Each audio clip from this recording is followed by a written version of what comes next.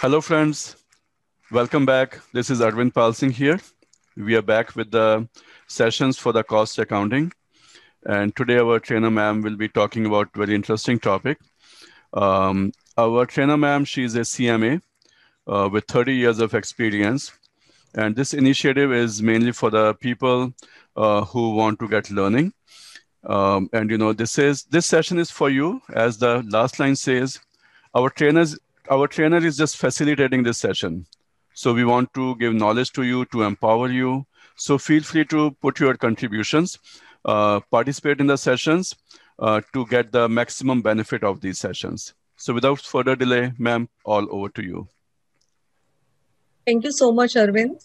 You're welcome. Friends, first of all, in fact, we have been taking some sessions, but in none of the sessions we have taken that what are the basic characteristics which we are required to become a cost and management accountant. These are basically characteristics which will help you to pass your exams as well as which will help you to practice as cost and management accountant, or even when you get in employment, it will help you to carry forward your responsibilities as a cost accountant. So first of all, I will share these things. I think first time I'll be sharing these informations, and you all must note these down, because these are 10 qualities, and I think all of us should possess. Rather, we should practice and we should work hard to get these things so that we can pass our exam. And not only pass in our exam, we should pass in exam in flying colors, and then we should be very successful as a professional. So first and foremost is ability to focus. Whatever has been taught in the class or whatever has been taught anywhere, you have to be very focused on that particular thing, and you should be very focused about your goal. It is not like, let's do CMA also, let's do MBA also, let's do this also, let's do that also. If you have thought of becoming a CMA, focus just to be a CMA, and whatever is relevant to be studied about CMA, that you should study. That you should not leave even a small session, or not even 10 minutes, 15 minutes knowledge sharing. Whatever platform you are getting, you must grab that. But at the same time, you should not divert here and there. That is very important. If you will think that, okay, I can take up MBA also, I can take up some other course also, then you can do it, but it will definitely hinder your focus, attention towards becoming a CMA. Number two, most important thing is you should be good with the numbers. If you are not good with the numbers means not your marks. You should be good in numbers means you should be good in the mathematical computations. Like here in the CMA course, most of the papers are having numerical questions. Like if you go to the company secretaryship, most of the questions you will find related to the law. But here, most of the papers are related to the numbers, like all mathematical calculations are there. May not be very high-end mathematics or statistics or calculus, something like that. But everywhere you will find the numbers, whether it is accounts or cost accounts or financial management or operations management, everywhere you will find the number game. And if you are good in numbers, it will be very easy for you to score your good marks. Then you need to be attentive. Whatever is happening around in your study circle, you should be attentive, and whatever your teacher, whatever your trainer is telling you, you must be very careful about it. It's not like that your session is going on, and on the other hand, it is not only for this session, it is true for every session. Tomorrow you join some other coaching classes, tomorrow you join coaching classes in the chapters. Even in that also, you have to be very attentive for your studies. Then logical thinking. The whole game of cost accounting is about logical thinking. We don't have a drawn roadmap. Like, no doubt, our cost accounting standards, our cost audit rules and regulations, they all provide us a roadmap to walk on. But still, the road for cost accountants are very, very raw. So we can, unless we have this logical tool of logical thinking, we will not be able to move on that.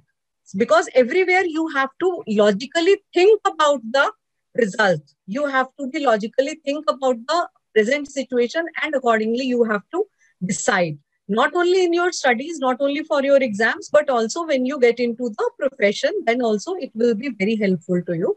So you have to develop your attentiveness as well as your logical thinking. Then curiosity, like you should be curious to learn each and every new thing, whatever is coming your way.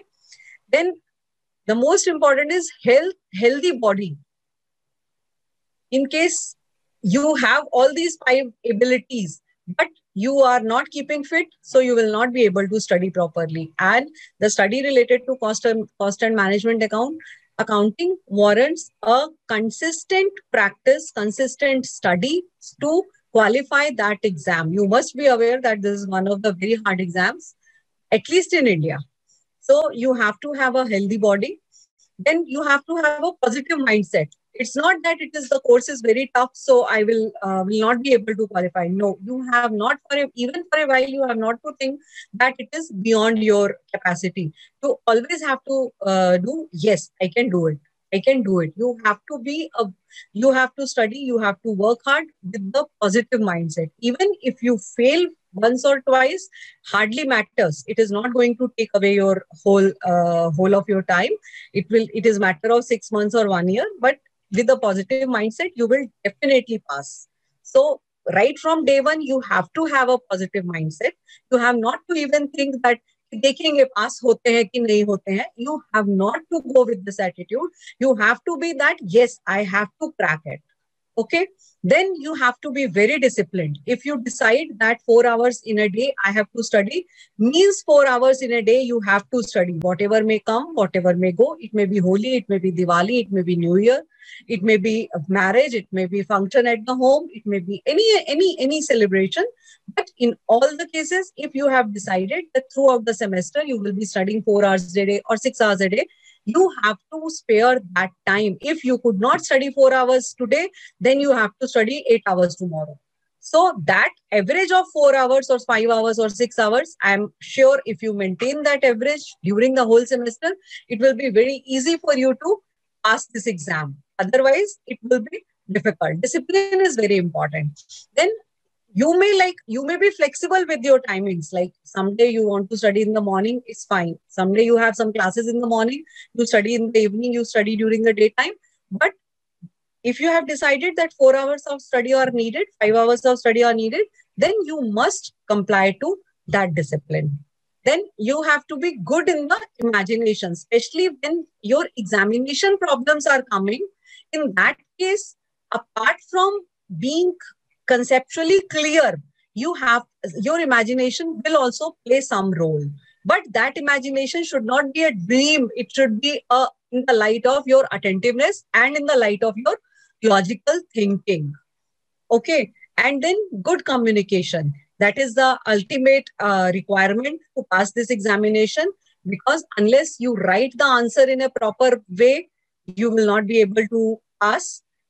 Unless you communicate, even after passing out, if you are not a good communicator, you may not be a successful cost and management accountant. So good communication, if you are weak, if you feel that you are lacking somewhere in the communication, in that case, you should start improving that right from today. Because if you are not a good communicator, you will not be able to successful in this particular course. So these are the few things. And in between the study also, I will be telling you what all things are needed to qualify these exams. So we move now to our chapter for the day, that is overheads, direct expenses and overhead expenditure. So first of all, we will deal with the direct expenses. As we already know that the expenditure which can be directly allocated to a cost center or a cost unit are known as direct expenses. Now, what is this direct allocation? Direct allocation means an expenditure which can be directly identified with a particular product. Suppose I am having a multi-product manufacturing facility. But in that product facility, for every product, I have a separate electricity meter, or I have a separate flow meter for whatever steam we are giving to the particular product. So those will be direct expenses. Suppose I have freight we are paying to get the material. That is the direct expenditure if the raw material is identifiable. If it is a direct material, suppose there are 4 products, but one particular product is requiring one particular material, and for that particular material, we have incurred some freight inward. So that is directly allocated to that particular product. Suppose electricity, we have a separate meter for every product. So those are direct expenses. Then there are design charges. Suppose I am into some furniture making. So I have 4 products, like tables are there, chairs are there, they say drawers and cabinets are there, and then beds are there. So whatever design charges I have paid separately for a particular product, I will charge directly that design charges to that particular product. So that will become a direct expenditure. Then if there is any experimental cost, suppose I am into some chemical industry or say pharmaceutical industry. So there I am working on some drug combinations. So whatever cost related to that experiment is there, whatever cost we have incurred to carry out those experiments, that will be directly allocated to that particular product or that particular drug combination, which is the outcome of that experiment. Similarly, consultation fee, I am into some working where, say, I am into a project management consultancy. So for that, I need to hire structural engineer. So whatever consultation fee I have to pay that structural engineer, that will be directly allocated to that very project. Okay. So, like it should be, the basic idea behind direct expenses is it should be directly identifiable from the cost center or cost unit or product or project, whatever comes on your way. I hope this is clear. If there's any question, you can please ask in the chat box. We'll move to the next slide. Then we know Cost Accounting Standard 10 deals with the direct expenses. Now, what the provisions of Cost Accounting Standard 10 speaks about this, it is what is direct expenses, what all to be included there and what all not to be included there is very categorically mentioned in the CAS 10. So what is to be included? Costs which are directly traceable or identifiable with the cost object. Suppose I am making this mouse. So whatever expenditures are directly related to making of this mouse, whatever consumables, whatever tools, techniques, whatever is being salary of a supervisor who is directly supervising the production of this, quality control person, those are all direct expenses that will be directly allocable to this particular product. Then expenses incurred for the use of bought-in resources. So for for making this particular mouse, I have to incur some electrical expenditure, some material like LED that we are not manufacturing inside. So whatever material resources we have spent, whatever expenses we have spent to buy some resources to be utilized for making a particular product will be included in direct expenses. Suppose if I have taken some quality testings done from some outside, suppose I'm making some electrical bulbs or I'm making some food products. So whatever testing charges, laboratory charges we are paying outside our organization to get the product validated or get that product verified, that will be included in the direct expenses. Suppose I am making spices. In case of spices, we have to have that FSSAI certification. And to get that FSSAI certification, we need to have particular laboratory tests. And every time we are taking or renewing that certificate, we need to get that testing done, laboratory testing done from the outside. Our in-house laboratory testing doesn't qualify for that. So whatever expenses we are incurring will be for the respective products. We will be charging those direct expenses for that particular product. Then price variance, if such expenses are accounting for at the standard cost. In some organizations, they are accounting the cost accounting records. They are preparing the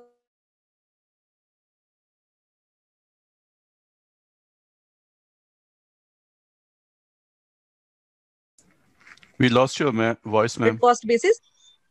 Okay, it's good now. Yeah, now it's okay? Yeah, it's good. Yeah. Thank you. Yeah.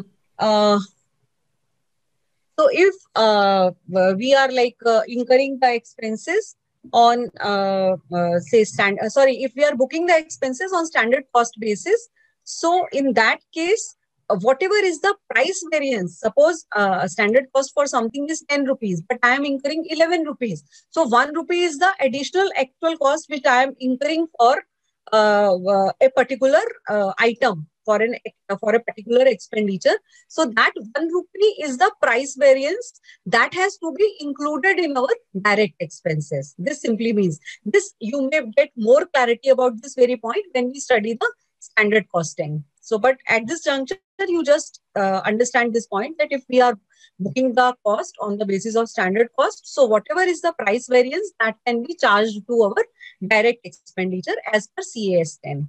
And what are excluded? The product, the expenditures which are not traceable or not identifiable by a particular product. Those are to be excluded from direct expenses. And whatever we are excluding from the direct expenses list will be booked as overheads. It is not like that we are excluding it here, so we will not consider in our cost of production. We will definitely include in our cost of production or in our cost of sales. At some stage, we will be considering that, but that all will be identified as overhead expenditure. And where we will, how we will allocate those overhead expenses to a particular product, that we will see in our further slides to come. So a product, an expenditure which is not traceable with the product, that will be excluded from direct expenses. Then finance cost will be excluded from here. Then imputed cost will be excluded from here.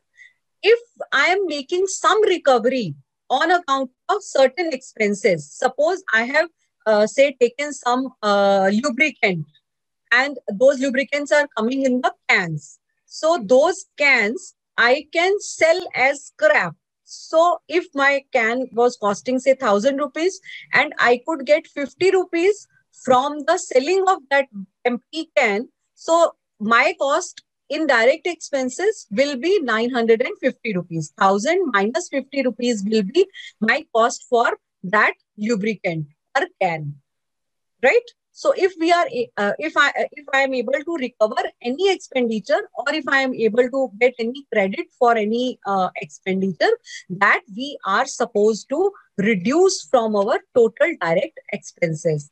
Then comes penalty or damages paid to the statutory authorities. Suppose I have an electricity meter separately identifiable for a particular product.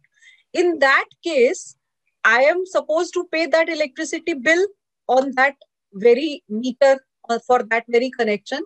But if I am not paying that bill in time and my electricity gets disconnected and I have to pay some penalty to the electricity department for reconnecting my services, for reconnecting my meter, that will not be part of direct expenses. That has to be, though it is allocable, though it is directly traceable, it is directly identifiable that my machine shop electricity bill was electricity was disconnected, it was related, but it is a penalty it is a damage, or it is some kind of money which has been paid to the statutory authorities. So that will not be included in CAS, will not be included under direct expenses as per CAS 10. So you have to be very clear that what can be included and what cannot be included. So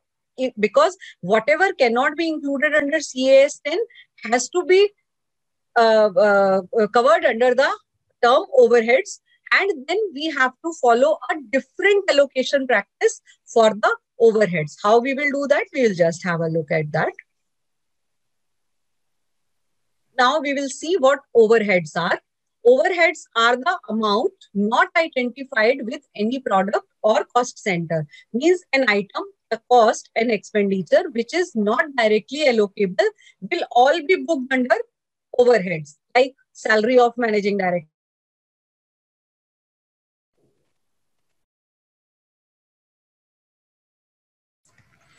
We lost your voice again. Building. Expenses which cannot be, which are common for the entire factory, will be classified as overheads. Am I audible properly? Yes, you are now. In between you. Okay. Okay. So all such expenditures are known as overheads.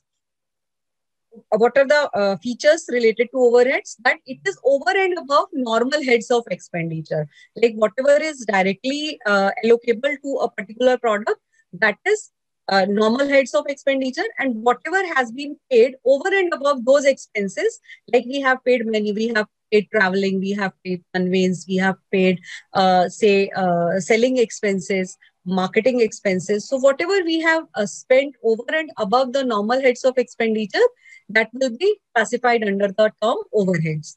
Then it is aggregate of indirect material, indirect labor, and indirect expenditure. These are the three items. Like we have seen, direct materials are separate, direct labor is separate, and direct expenses are separate. Whatever is left is all indirect, which we could not allocate directly to a particular product or cost center. So that all indirect material, indirect labor, and indirect expenditure will become part of overheads. It cannot be allocated or absorbed directly to cost unit. This we have already discussed, that this is not directly allocable to any direct cost unit. Then the basic idea, basic concept on which we are charging these overheads to a particular product, it should be apportioned in economical, feasible manner. Like if I am incurring, say, some expenditure, say, towards the rent of the building, but in that case, I have, say, 20 products which are undergoing. So if the this thing is, the method of allocation should be such that it should be economical, it should be feasible, and it should be easily understandable by all. So that economical and feasible parameter has to be considered while apportioning the overhead expenditure to over and above these for allocating to any particular product. And these overheads are governed by CAS 3, which deals with the administrative and which deals with the production and operational overheads. Then CAS 11, which deals with the admin overheads, and CAS 15, which deals with the selling and distribution overheads. Then how do we do accounting of overheads? This is a bit cumbersome thing, may not be clear in this 10 minutes, 15 minute session. But if you have any questions relating to this, you go through this particular portion in your study material. If something is not clear, then we can take the same collection and classification, allocation and apportionment and absorption in the production units in the next session also. Because this is very important to understand, because this leads to many questions in the examination. That is one thing. And also in your practical life, whenever you will pass this exam and when you will go for your practical professional working, then also this conceptual clarity will help you to take the things forward. So you have to be very clear about this accounting of overheads part. Here we will take it in brief. but if you require, we can take a next complete session on this. So accounting of overheads is like how to account for like direct expenses, direct material, direct labor. We have just seen that directly we can put in our cost sheet. But in case of overheads, we have to first of all collect the overheads. Collect means we have to identify the overheads. What are the real overheads? Then we have to classify these overheads. Okay, means we have to record whatever expenditure is being classified and under the head overheads. Then we have to classify those overheads according to the organization's policy. Somewhere it is being function wise, somewhere it is being classified as variable and fixed behavior wise. So that we have to go by the like every organization to organization, it will differ. So we have already dealt this classification part in our first session. So you can just refer first session. So you will be more clear about it. Then allocation and apportionment. Then what is allocation? Allocation is the distribution of overheads to the departments or products on logical or equitable basis. Means that we have incurred overheads, say, of 1 crore rupees.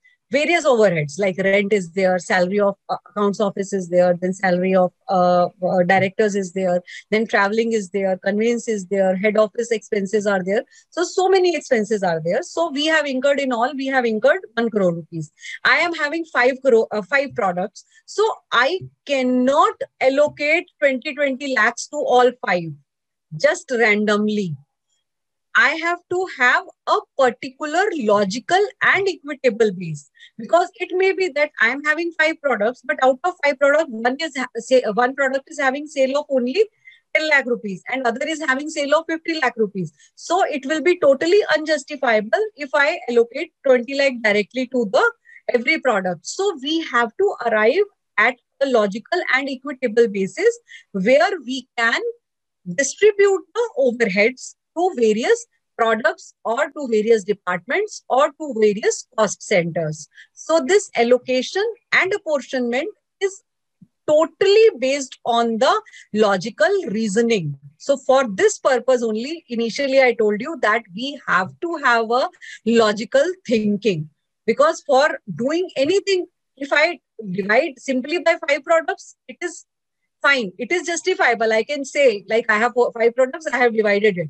But it is not logical, because what is logical is whatever is the sale contribution or whatever time hours they are taking, how much energy they are taking of the enterprise to sell those products or to manufacture those products. Maybe that one product is taking only 1 hour on the machine shop. Another product is taking, say, 5 hours on the machine shop. So if I equally divide my overhead expenditure related to machine shop equally amongst all the products, so it will not be a justifiable thing. So we have to be very clear while dealing with the allocation and apportionment. And then absorption. Once we have allocated to a particular product, then we can immediately account for. Absorption is nothing but the charging of the overheads to a particular unit. Like if I am making a cost sheet of product A, then as per my allocation chart, my overheads for product A is coming 10 lakh rupees. So straight away I will add that 10 lakh rupees to the product A. So that will be simply charging of the overheads to a particular unit. So here the most important part is allocation and apportionment.